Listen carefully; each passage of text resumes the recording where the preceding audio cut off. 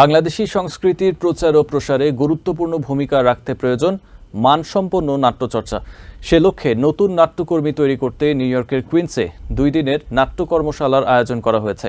বাংলাদেশের 9 জন গুণী অভিনয় শিল্পীর তত্ত্বাবধানে শনি ও রবিবারে এই কর্মশালা পরিচালিত হচ্ছে।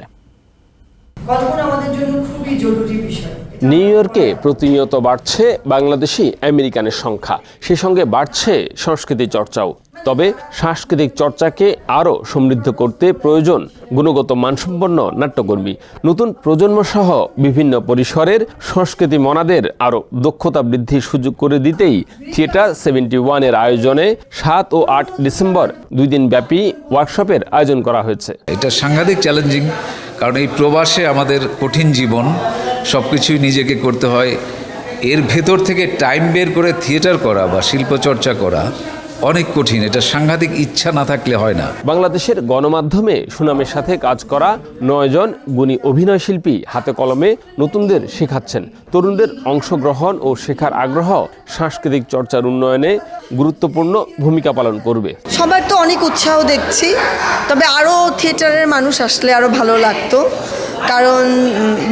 কারণ তাদের কাছ থেকে যারা নতুন এসছে তারা অনেক শিখতে পারতেন। দেশে বসবাসরত বাংলাদেশি আমেরিকানরা পেশাগত কাজে প্রতিনিয়তই ব্যস্ত।